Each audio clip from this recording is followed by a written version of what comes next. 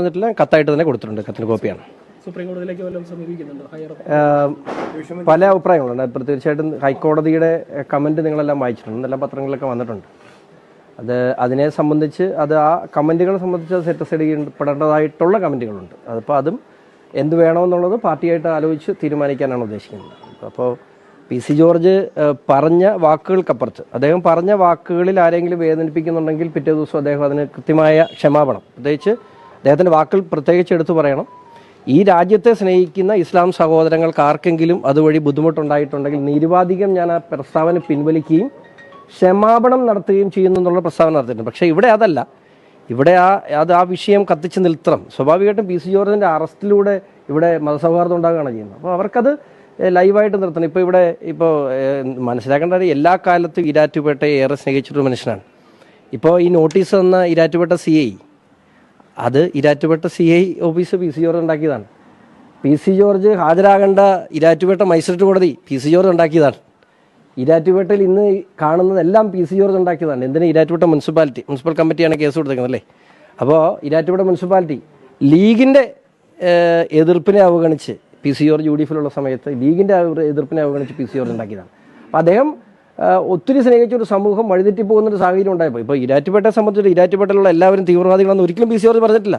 പക്ഷേ തീവ്രവാദ സ്വഭാവമുള്ള സാന്നിധ്യമുള്ള സംഘടനകൾ ഈരാറ്റുപേട്ടയിലുണ്ട് എന്ന് ഈരാറ്റുപേട്ടയെ സ്നേഹിക്കുന്ന ഈ നാടിന് 10-33 വർഷം ഈ നാട്ടിൽ ജനപ്രതിയായിരുന്ന ഒരു വ്യക്തിക്ക് ഈ നാടിന് ആപത്തുണ്ടാകുമ്പോൾ ചൂണ്ടിക്കാണിക്കാൻ സ്വാതന്ത്ര്യമില്ല എങ്കിൽ ആ സ്വാതന്ത്ര്യം നമുക്ക് നേടിയെടുത്തേ പറ്റുള്ളൂ. അത് അദ്ദേഹം സംസാരിച്ചതിൻ്റെ ഭാഷയുടെ അറ്റത്തും മൂലയിലും വന്നിട്ടുള്ള സ്വാഭാവികം നിങ്ങൾക്ക് എല്ലാവർക്കും അറിയാം. PC ജോർജിൻ്റെ സംസാര ശൈലി അത് എല്ലാവർക്കും അറിയാവുന്നൊരു കാര്യമുണ്ട്. അദ്ദേഹം സംസാരിക്കുന്ന പല കയ്യിൽ ഞാൻ കഴിഞ്ഞിട്ടെ ഹമാസിൻ്റെ നേതാവിനെ കേരളത്തിൽ കൂടെ പ്രസംഗിച്ചവർക്കെതിരെ കേസില്ല. ഹമാസിൻ്റെ നേതാവിനെ ആനപ്പുള്ളത്ത് എഴുന്നള്ളിച്ചവർക്കെതിരെ കേസില്ല.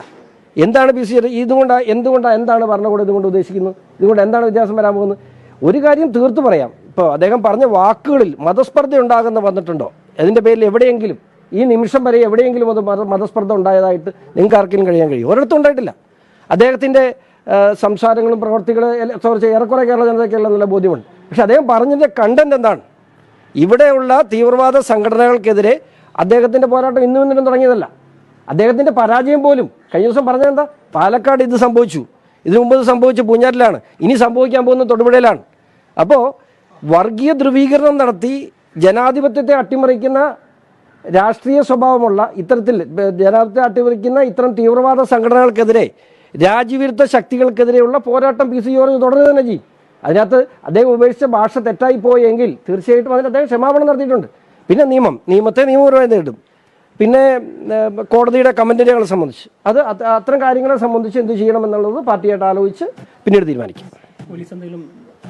മറുപടി അറിയിച്ചിട്ടില്ല. പോലീസ് മറുപടി അറിയിച്ചിട്ടില്ല. ഇനി നമ്മൾ പറഞ്ഞത് PC ജോർജ് നാട് വിട്ടോടാൻ പറ്റി കഴിയുന്ന ഒരാളാണോ? എങ്ങോട്ടേലും പോകാൻ കഴിയുന്ന ഒരാളാണോ? അദ്ദേഹത്തെ ഇതിനു മുമ്പ് നിയമത്തെ അനുസരിച്ചിട്ടുണ്ട്. അറസ്റ്റ് ചെയ്യുമെന്ന് അറിയിച്ചുകൊണ്ടല്ലേ കഴിഞ്ഞ പ്രാവശ്യം പാലാ സ്റ്റേഷനിൽ അദ്ദേഹം ചെന്നത്. അപ്പോൾ PC ജോർജ് എവിടെ നാട് വിട്ട് പോകാൻ പറ്റുന്നതല്ല. പിന്നെ അദ്ദേഹത്തെ എവിടെയാണ്? അദ്ദേഹത്തിനെ ഓടിച്ചിട്ട് പിടിക്കണം. ഇത് തിങ്കളാഴ്ച ഉച്ചയ്ക്ക് മുമ്പ് ഹാജരാകാമെന്ന് പറഞ്ഞിട്ട് ഇനി പോലീസ് അറസ്റ്റ് ചെയ്യണമെങ്കിൽ അറസ്റ്റ് ചെയ്യട്ടെ.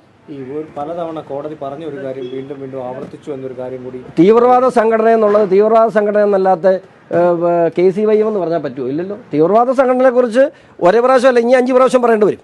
ഈ രാജ്യത്തെ സ്നേഹിക്കുന്ന വ്യക്തികളെ സംബന്ധിച്ച് PC ജോർജ് എന്നല്ല, അത് ഈ രാജ്യത്തെ സംബന്ധിക്കുന്ന ഏതൊരു രാഷ്ട്രീയ പാർട്ടിയുടെ പൊതുപ്രവർത്തന കടമയാണ്. എൻ്റെ നാട്ടിലെ എന്തൊക്കെ പ്രശ്നങ്ങളുണ്ട് അദ്ദേഹം കൂടുതൽ പറഞ്ഞ് ഇവിടുത്തെ കാര്യം എന്താണ്? അദ്ദേഹം 33 വർഷം ഈ നാടിനെ പ്രതികരിച്ചതാണ്. മതസൗഹാർദ്ദത്തിൻ്റെ കേന്ദ്രമായിരുന്നു ഈ നാട്. ഇന്ന് ആ നാട് അവിടെ എത്തി നിൽക്കുന്നു എന്ന് പൊതുസമൂഹം ചർച്ച ചെയ്യേണ്ടതാണ്. കേരളത്തിൽ ഇത്തരത്തിലുള്ള വലിയ രാഷ്ട്രീയ ഞാൻ പറഞ്ഞില്ല, ഹമാസ് നേതാവിൻ്റെ പടം വെച്ചുകൊണ്ട് ആനപ്പുറത്ത് പ്രദർശനം നടത്തിയ നാടാണിത്. ഇവിടെ എന്താ ഇതിൻ്റെ അടിത്തറ? ഈ രാജ്യത്തെ സ്നേഹിക്കുന്ന ഇസ്ലാം സമൂഹത്തെ കൂടെ മോശമാക്കുന്ന പ്രവണതയാണ് ഇവിടെ ഉള്ളത്. അത് നെല്ലും പതിനും തിരിക്കേണ്ട ആവശ്യമുണ്ട്. ഈ തീവ്രവാദ സ്വഭാവമുള്ള സംഘടനകൾക്കെതിരെ ശക്തമായ രാഷ്ട്രീയ നിലപാട് സ്വീകരിച്ച് തന്നെ മുമ്പോട്ട് പോകും. അതിനൊരു സംശയം വേണ്ട.